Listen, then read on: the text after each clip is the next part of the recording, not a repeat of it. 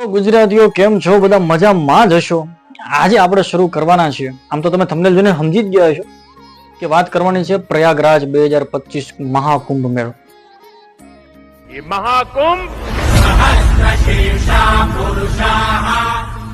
एकता का महायज्ञ है।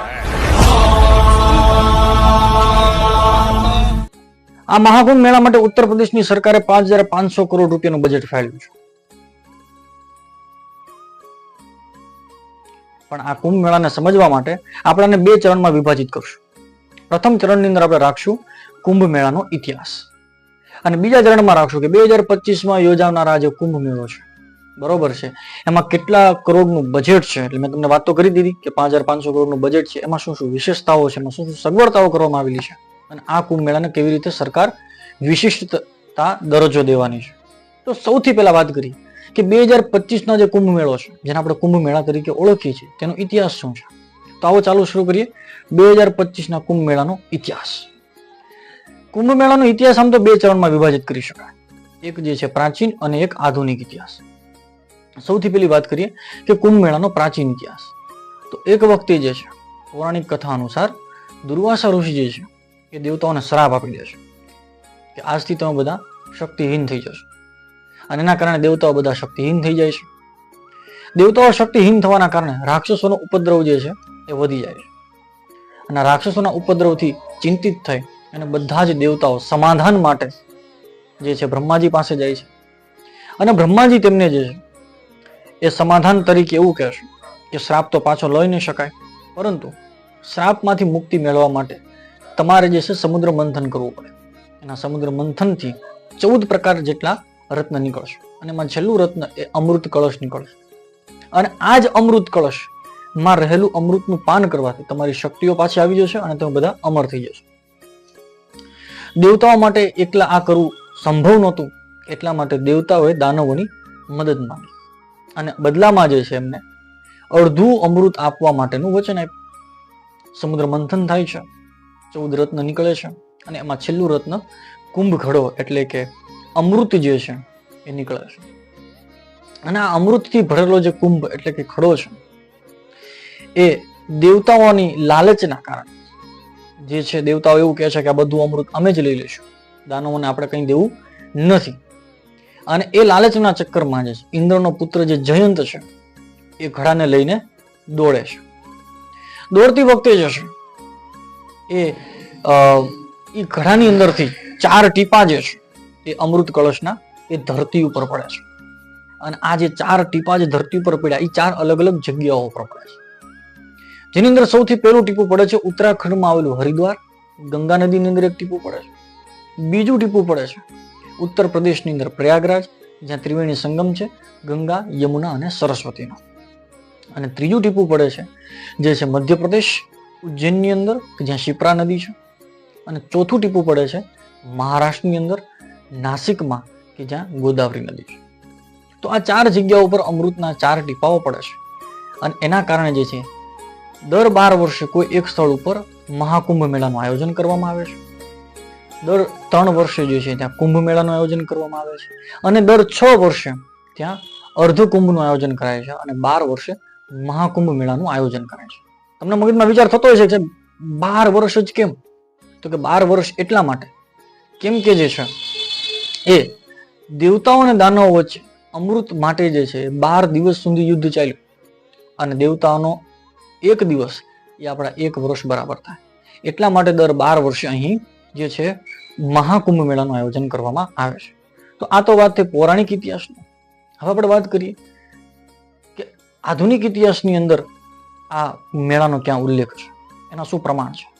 તો સૌથી પહેલા વાત કરીએ ઈસવીસન 850માં આદિગુરુ શંકરાચાર્યએ જે છે એ આ કુંભ મેળાની શરૂઆત કરી હોવાનું માનવામાં આવે છે. પણ સાચો અને દસ્તાવેજી લેખિત પુરાવો જે છે એ આપણને સમ્રાટ હર્ષવર્ધન એટલે કે જે ઈસવીસન 617 થી 647 સુધી થયા એમના સમયમાં એક ચીની યાત્રાળુ જે છે એ 7મી સદીમાં આવે છે અને આ ચીની યાત્રાળુનું નામ છે હુએનસાંગ. અને આ હુએનસાંગના જે છે એ લખાણની અંદર આપણને પ્રયાગરાજના મહાકુંભ મેળાનું જે છે આપણને વર્ણન જોવા મળે છે. આ સિવાય આપણને આઈને અકબરીમાં પણ જે છે મહાકુંભ મેળાનો ઇતિહાસનું વર્ણન જે છે આપણને જોવા મળે છે. વાત કરીએ પુરાણોની અંદર, એટલે કે આ બંને પુરાવાની અંદર કોઈ પણ જગ્યાએ કુંભ મેળાનું નામ નથી, પણ એ જગ્યા ઉપર માઘ મેળા તરીકે ઓળખવામાં આવે છે. તો કેવી રીતે માઘ મેળાનું નામ કુંભ મેળો પડ્યો? તો એ અંગ્રેજોએ જે છે એક વખતે એક રિપોર્ટની અંદર, એટલે કે ઈસવીસન 1868માં એક રિપોર્ટ તૈયાર કર્યો હતો, અને એ રિપોર્ટની અંદર એ લોકોએ માઘ મેળાને જે છે એ કુંભ મેળા તરીકે પ્રદર્શિત કરેલો. તો આ રીતે જે છે એ માઘ મેળાનું કુંભ મેળા તરીકે જે છે પ્રચલનમાં આવ્યો, અને ત્યારથી શરૂ થાય છે કુંભ મેળાનું આયોજન. બરોબર છે. તો આ તો હતો સંપૂર્ણ ઇતિહાસ કુંભ મેળા વિશેનો. હવે આપણે એ જાણવું છે આજે, એટલે કે 2025ના સમય દરમિયાન જે કુંભ મેળો યોજાવાનું છે, જેનું ઉત્તર પ્રદેશની સરકારે 5,500 કરોડનું બજેટ રાખ્યું છે, એની વિશેષતાઓ શું છે? તો આવો શરૂ કરીએ. પ્રયાગરાજ 2025 મહાકુંભ મેળો. તો આપણે વાત કરીએ કે ઉત્તર પ્રદેશની સરકાર દિવાલો પર ચિત્રકામ કરવા માટે, કે જેની અંદર આપણને પ્રયાગરાજનો ઇતિહાસ બતાવવામાં આવશે, એના માટે ઉત્તર પ્રદેશની સરકારે 18 કરોડ રૂપિયાનો ખર્ચો કરેલો છે. એ સિવાય આપણે એ પણ વાત કરી દેવી જોઈએ કે ટ્રાન્સપોર્ટની વ્યવસ્થા માટે, એટલે કે રેલવે માટે, એટલે કે રેલવે દળે જે છે એ ટોટલ જે છે એ 992 વિશિષ્ટ ટ્રેનો પ્રયાગરાજમાં જે છે એ ગોઠવેલી છે. એ સિવાય વાત કરીએ તો રેલવેને જે છે 460 કરોડ રૂપિયા જે છે એ બજેટ આપવામાં આવ્યું છે પ્રયાગરાજ માટેનું. એ સિવાય વાત કરીએ કે યાત્રિકોને રોકાવા માટે ચાર વિશાળ ડોમો જે છે એ જે છે તૈયાર કરવામાં આવે છે, જ્યાં રાત્રિ રોકાણ પણ જે છે એ મુસાફર કરી શકે. એ સિવાય વિશિષ્ટ વાત કરીએ તો રેલવેની અંદર તમને ટિકિટ કરાવવા માટે તમારે ટિકિટ બારી જવાની જરૂર નથી. ત્યાં રેલવેના જે કર્મચારીઓ હોય, સફાઈ કર્મચારી છે, પોલીસ કર્મચારીઓ છે, એને જે ટી શર્ટ પહેરાય છે એની પાછળ જે છે QR કોડ લગાડેલો છે. એ QR કોડને તમે સ્કેન કરીને પણ તમે જે છે તમારી ટિકિટ કરાવી શકો છો. એ સિવાય વાત કરીએ તો કે ભાઈ તમારે કોઈ ટ્રેનને ઓળખાણમાં ભૂલ ન પડે, અથવા તમે કઈ ખોવાઈ ન જાવ, એટલા માટે એક કલર કોડની વ્યવસ્થા કરવામાં આવી છે. એટલે કે જે ટ્રેનના ડબ્બા છે એમાં એક અલગ પ્રકારના કલર કોડ રાખેલા છે. દાખલા તરીકે આપણે ગુજરાતનું એક્ઝામ્પલ લઈએ તો પ્રયાગરાજની અંદર ટોટલ 3 જંકશન છે. પ્રયાગરાજ, ત્યારબાદ જે છે એ ચીકવી જંકશન, અને ત્યારબાદ જે છે નેની જંકશન. તો આપણે દાખલા તરીકે નેની જંકશન તમે જો, ત્યાંથી તમારે ગુજરાત આવવું છે તો તમારે જે છે એ વાદળી કલરનો કલર કોડ જે છે રાખવામાં આવ્યો છે. તમારે પ્રયાગરાજ છો અને ત્યાંથી તમારે ગુજરાત આવવું છે તો તેના માટે જે છે પીળા કલરનો કલર કોડ રાખ્યો છે. ચીકવીથી તમારે જે છે ગુજરાત આવવું હોય તો તમારે લાલ કલરનો કલર કોડ રાખેલો છે. તો જેનાથી જે છે ટ્રેનને ઓળખવામાં પણ તમારે ભૂલ ન પડે, એવી પણ સગવડતા જે છે રેલવે દ્વારા કરવામાં આવેલી છે. એ સિવાય વાત કરીએ તો 15,000 જેટલા સફાઈ કર્મચારીઓ આ પ્રયાગરાજની અંદર કામ માટે જે છે રોકાયેલા છે. એ સિવાય આપણે એ પણ ચર્ચા કરી દેવી જોઈએ કે ઉત્તર પ્રદેશની સરકારે 45 કરોડ લોકો જે છે આ પ્રયાગરાજના મહાકુંભ મેળાને જોવા માટે આવશે, એવું જે છે અનુમાન લગાડવામાં આવે છે. એ સિવાય વાત કરીએ તો મહારાષ્ટ્ર, ગોવા અને કોલકાતા જેવા મેન જે સિટી છે કે જ્યાં પોલીસ તંત્ર અથવા જે પાણીને લગતા જે પ્રશ્નો માટે જે બેસ્ટ ટીમો છે એને પ્રયાગરાજની અંદર ગોઠવવામાં આવી છે. ડ્રોન ટેકનોલોજી દ્વારા જે છે એ સંપૂર્ણ નિરીક્ષણ પણ એની અંદર જે છે કરવામાં આવવા જઈ રહ્યું છે. એ સિવાય વાત કરીએ તો પ્રયાગરાજને 25 અલગ અલગ સેક્ટરમાં વિભાજિત કરેલું છે. દરેક સેક્ટરની અંદર જે છે એક પોલીસ ચોકી છે, એક હસ્પતાલ છે, એક ફાયર સેફટી ઓફિસરો હોય છે, અને જેને જે છે અલગ અલગ 25 સેક્ટરની અંદર આવી રીતે સગવડતા ઊભી કરી છે. રહેવા માટેના અલગ ટેન્ટ વ્યવસ્થા પણ ત્યાં જે છે ઊભી કરવામાં આવેલી છે. તો એની સિવાય આપણે એ પણ ચર્ચા કરી દેવી જોઈએ કે ઉત્તર પ્રદેશની જે ટોટલ જે સરકારે છે, હું તમને વાત કરું તો આ જે આખી થીમ છે, એટલે કે 2025ની જે થીમ છે એ રાખવામાં આવી છે ડિજિટલ કુંભ, ગ્રીન કુંભના નામ પર જે છે એ સંપૂર્ણ પ્રયાગરાજની જે છે થીમ રાખવામાં આવેલી છે. ટોટલ પ્રયાગરાજની અંદર વાત કરીએ તો સુરક્ષાની દ્રષ્ટિકોણથી બધી જ સગવડતાઓ જે છે કરવામાં ત્યાં આવેલી છે.